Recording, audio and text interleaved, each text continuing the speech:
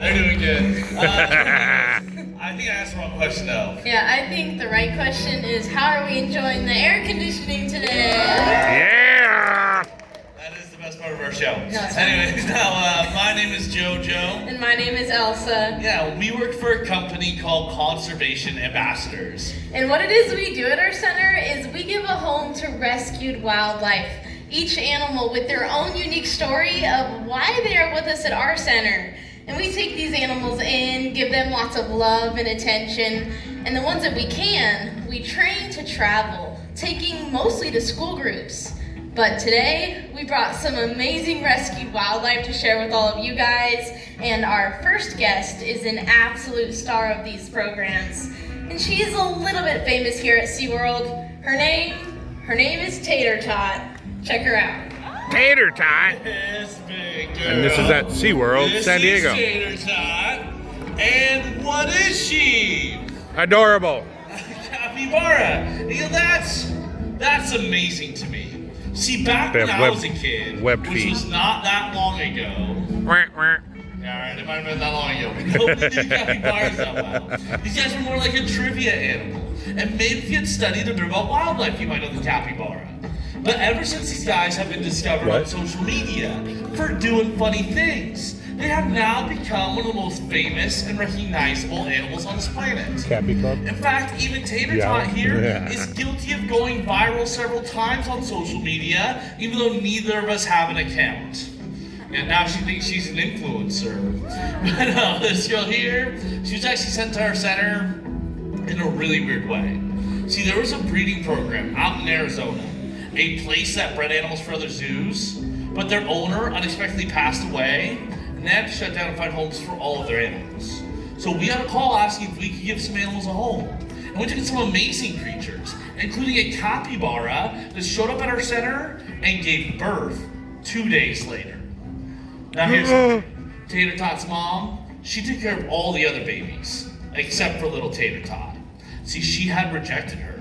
So you know what I had to do is, I had to become mom. I took her into my home. I had to give her a bottle every 2 to 3 hours, day and night. You know, she started to do educational programs. And the reaction that she gets from kids when she goes into a school program is incredible. It's like walking into that room with a celebrity. In fact, it's safe to say that the 3 years that she's been doing school programs, she has spread more passion about wildlife than any other animal I've ever worked with. But you know, today, we're not actually here to talk about capybaras.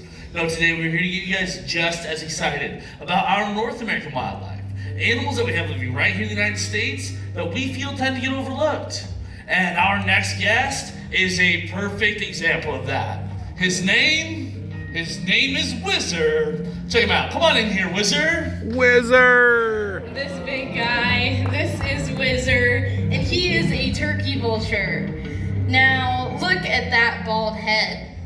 I've seen JoJo's dad, and JoJo is probably going to look like that in a few years. But turkey vultures, they wake up in the morning, and the first thing that they do is they spread their big, beautiful wings and sunbathe. And once they're nice and warm, they take flight. Once they're up in the air, they'll do big, lazy circles, and they might look lazy, but they're actually working. They're smelling for the grossest, most disgusting, stinkiest, rotten things that they can find. And when they find something that's gross and has been dead for a while, they think lunchtime, and they fly down to make a meal out of it. Yes, vultures eat dead stuff. And some of us hear that and think, ew. But if we're being honest, most of us eat dead stuff too. Nobody's chasing a cow down the road to chew on its leg. The one difference is that vultures can eat meat with so much germs and bacteria that it would make us sick to our stomachs. And because they're sticking their heads into rotting meat, they have that bald head so it doesn't get stuck to their feathers. But vultures, they do cool their legs off in kind of a gross way. Do you guys want to hear it? Yeah. All right. Well, vultures cool off their legs by peeing down them, which is how he got his name, Whizzer. Whizzer. He came to our center around 17 years ago with a wing injury, and we're not exactly sure what happened, but we believe he flew into a power line that broke his right wing.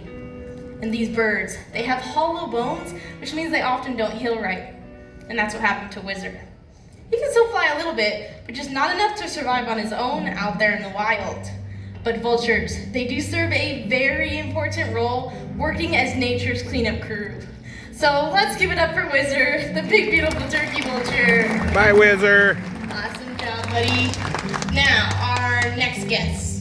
They might be famous for flying, even though their hooves have never left the ground. Their names are Holly and Tinsel. No way. Come on out here, ladies. Yay. These two. This is Holly and Tinsel, and you might recognize their kind from Christmas movies because they are reindeer. And you know, reindeer, these guys are actually a domestic version of the caribou. They're a farm-raised version of the wild caribou that lives in the entire Arctic and subarctic circle, including here in North America. And, you know, reindeer and caribou are fascinating animals to me. See, these guys have the largest antlers compared to body size out of all other deer species. Now, while these young females might not be the best example, full-grown males can have antlers that are 2/3 their body length. And like all deer, they shed those antlers every single year. Every year, those big antlers fall right off their head, then they grow back in covered in the skin and fur coating that you're looking at right now. Once it reaches that full size, they rub all that off in kind of a bloody mess. And that's when you're left with the beautiful bone antlers that we're used to seeing. Also, reindeer and caribou, they are the only deer species that both males and females get antlers. Every other deer, it's only the boys that get them. They use them to fight for all the girls like typical males do. While reindeer and caribou, they are an equal opportunity deer species. And you know, I said these guys like to live in the Arctic tundras. And that is one of the harshest climates on this planet.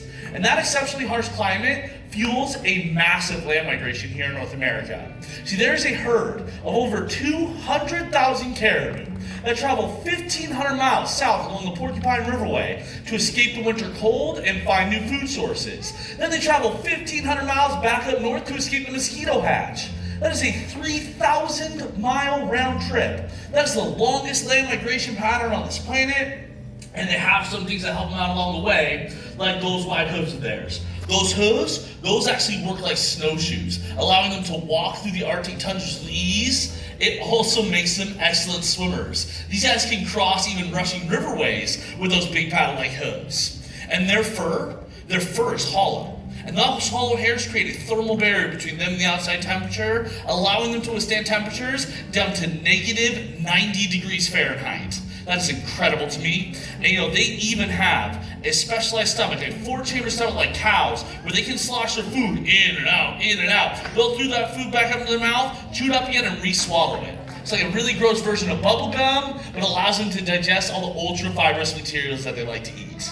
And you know, Holly and Tinsel, these two are actually sent to our center from a reindeer farm out in Washington. There was an old man that was running a reindeer farm, and he was trying to retire, so he sent a few deer down to us. And I absolutely love being able to share them with people. But you know, ever since I started working with reindeer, the more and more I start to look like Santa Claus. But let's give Holly and Tinsel a round of applause. They do a great job. Back this way, ladies. Now, our next guest is a true neighbor of ours, though. Oh, they're giving you guys their good sides right now.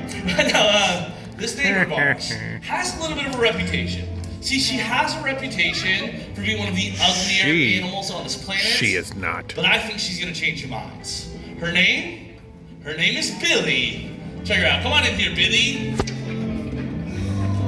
This is Billy, and she is the Virginia opossum. And opossums, they were originally an East Coast animal, but they were actually spread around the United States during the Great Depression, so they could breed and be used as a food source. Delicious. And they've since seamlessly moved to the western part of the country. But Billy, her story starts with a woman who was driving her car down the road late at night, and she saw a ball of fur run across the road. Now this lady, she tried her absolute best to stop, but she couldn't, and accidentally hit that ball of fur.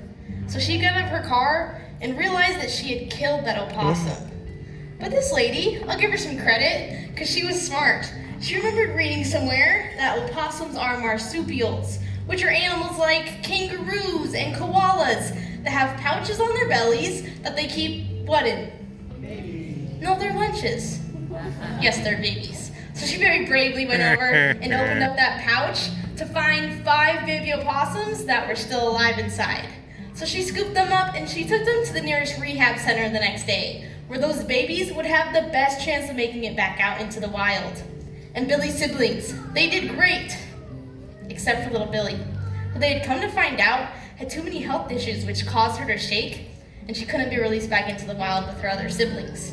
But on the bright side, she's living out the rest of her days here with us at our rescue center. And Billy here, she is right around 3 years old, which might sound young to you guys, but get this.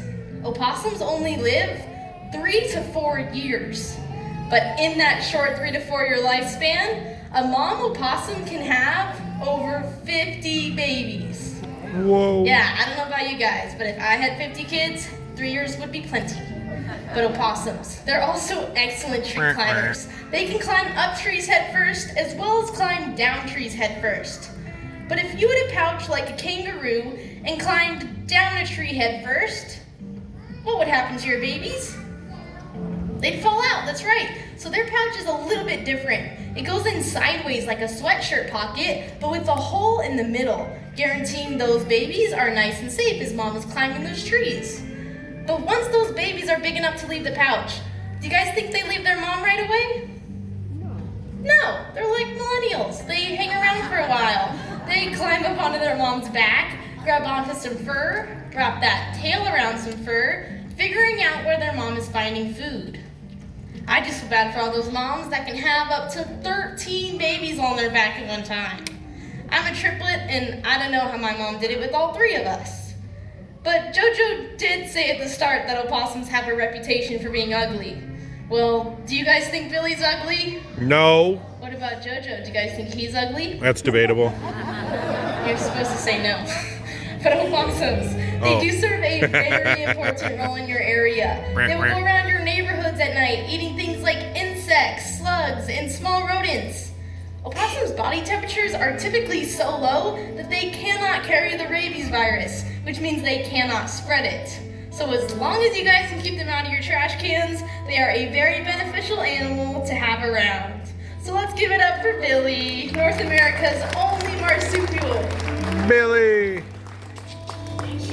Now, this old guy, this is Ebu. Who? And what is he? Who? Who? Who?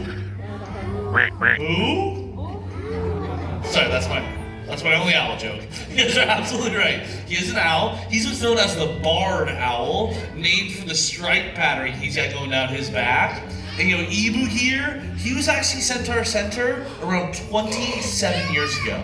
See, around 27 years ago, he was flying free when he made a big mistake and accidentally flew down in front of a car.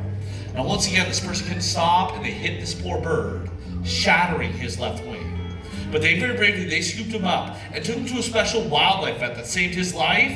But unfortunately, they couldn't save that left wing of his. So he is missing that left wing, has lost the ability to fly, and that is why he's with us at our center. Now, I did say he came to us around 27 years ago. He's now pushing close to 30 years old. Barred owls typically live 20 to 25 years. And he's got a terrible retirement plan. But this guy here, he's still going strong. You know, owls are one of my all-time favorites to share with an audience because these birds, they are perfectly set up to fly and hunt at night. The first thing that helps him out are those eyes. Those big owl eyes of his are so good at seeing at night that if it was so dark in here that you could barely see your own hand, just basically without light, this owl can see everything about as well as we can right now. That's how good his eyes are. But there's a problem with his eyes. His eyes are so big. His eyes take up so much room in his owl's skull that they're actually stuck, facing straight forward. So if he wants to look to the left, he has to turn his whole head to the left. The left. Left. Alright. If he wants to the right, just hold it to the right. The right. It's hard to hear. Ebu. The right. I'm a great trainer. trainer. That's why he's got that flexible neck, and you turn his head almost one full time all the way around.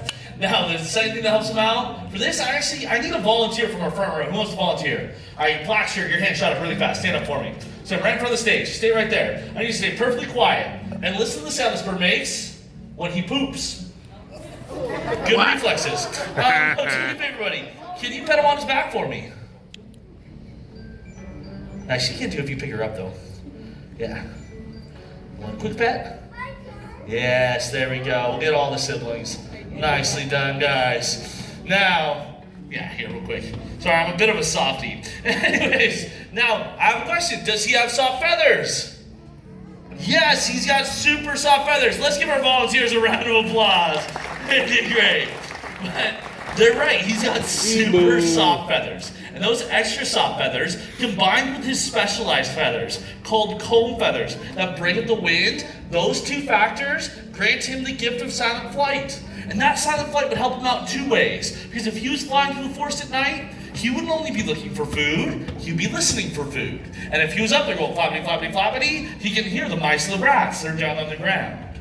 The second way it helps him, those mice and rats, they might not hear him coming. He can make a sneak attack to capture his prey. They're now this size. He'd eat about 2 to 3 small rodents a night. They're a super important part of the balance of nature, out there making sure we are overrun by the mouse and rat world. And even though he's going through a bit of a molting cycle right now, I still think he is a stunningly beautiful creature. But that's old man Ebu. Let's say goodbye to the barn out here. Bye, Ebu. Oh, our next guest, though, happens to be North America's largest reptile. This guy, he's like working with a living, breathing dinosaur. Ooh. His name is Chubbs. Chubbs. Check him out. Come on in here, Chubbs. That's right. This is Chubbs, and he is the North American alligator. And I'm not sure if he'll do it, but if you guys wave at him and he has to see your hands, he might wave back.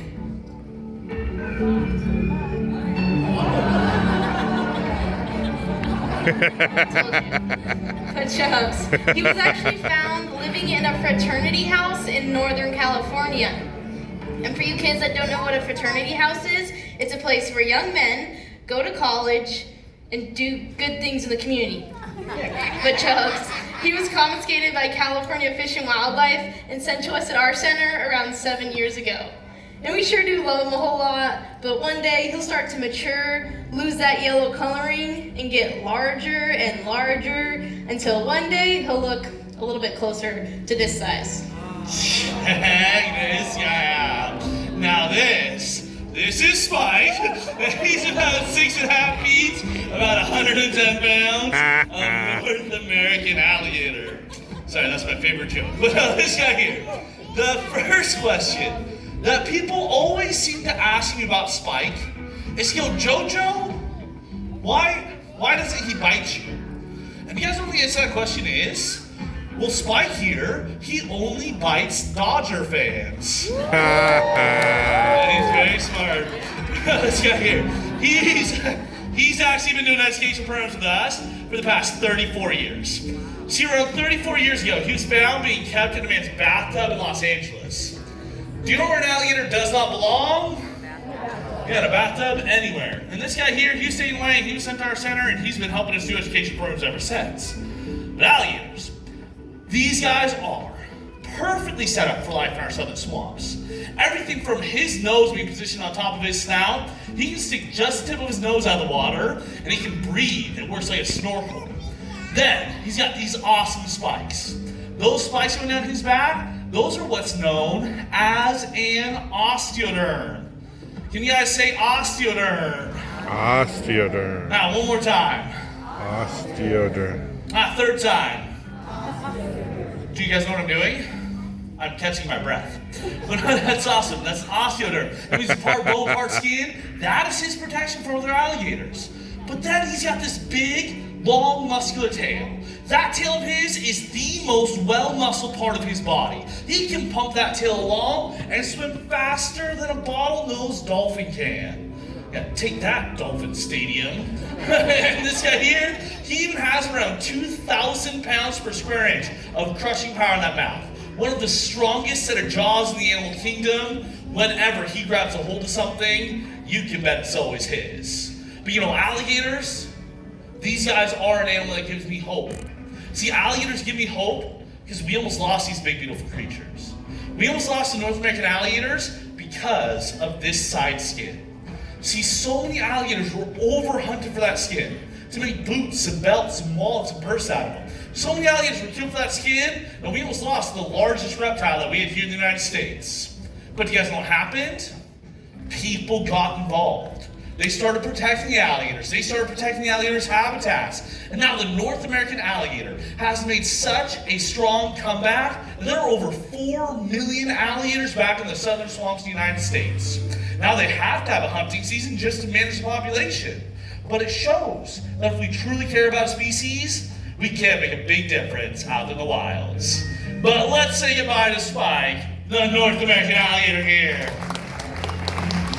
Wait, no, that's not how you do it. Yeah, one of you got it right. You say, see you later. You know what? I did that same joke in school once. And this little kindergartner came up to us at the end of the program and said, see you later, alligator, to Spike. See you soon. So I said, in a while, crocodile. And this little kindergartner looks me dead in the eye and said, see you soon, you big baboon. Just roasted me. Anyways, let's give Spike a round of applause, though. He does an awesome job. After a while, crocodile. Never trust a kindergartner. Well, I have a question. Are you guys enjoying the show so far? Yeah. Awesome. Well, after the show, we'll have Chubbs, our little alligator, in the lobby for you guys to meet. But for the next 30 seconds, I've been promoted to a stagehand. And so it is my job to move this perch up nice up close and personal. Because for our next guest, she has a little bit of some balance issues. And so this perch helps her out. And like always, Jojo makes me do all the real work around here. But he is grabbing our final guest. And if you can't tell what she is by the sound of her call, I'll give you a couple of hints. She happens to be one of the most iconic animals on the planet, as well as our country's national symbol. She's one of the most impactful animals we get to share with our audiences, but her name is Spirit. Check her out. This big girl. Nice job, girlie. Stuck the lady. This big girl. This is Spirit, and she is the bald eagle. Now, she's not called the bald eagle because she looks like Whizzer and has a receding hairline. No, she's called the bald eagle because of the light coloration on her head and down her tail feathers. But when this bird was first born, she didn't have any of that. No, for the first year, she was almost completely black and brown. And it took about 6 years for her to develop that adult coloration in. Yet this young bird, on one of her very first flights out in Sitka, Alaska, she tried to steal a fish from a fisherman. This person didn't take kindly to that and actually shot this beautiful bird in her left wing. And somehow, this young bird, she managed to swim her way back to shore, where she was taken in by the Sitka Raptor Center, where they saved her life. But unfortunately, her left wing was so badly infected that they had to amputate it above her elbow. So she's missing that left wing, has lost the ability to fly, and that is why she's with us at our center. Now, the bald eagles, though, this is another animal we almost lost. See, we almost lost the bald eagles due to a chemical called DDT. See, DDT was thought to be this miracle pesticide. People would spray it on their crops, they would even spray it on their children. You know, the real pests. They use this chemical all the time. But that chemical would wash in the riverways. It would be absorbed by the fish.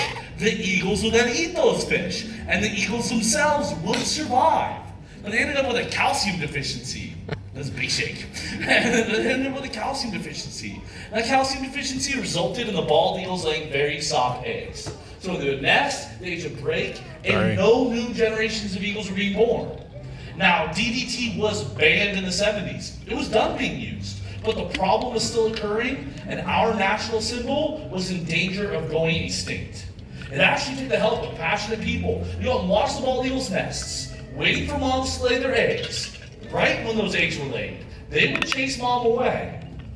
which is not as easy as it sounds. They would take the soft eggs back to incubate them, leave big eggs in the nest. And right when those babies would hatch, they'd rush them back to that very same nest, and this was working surprisingly well.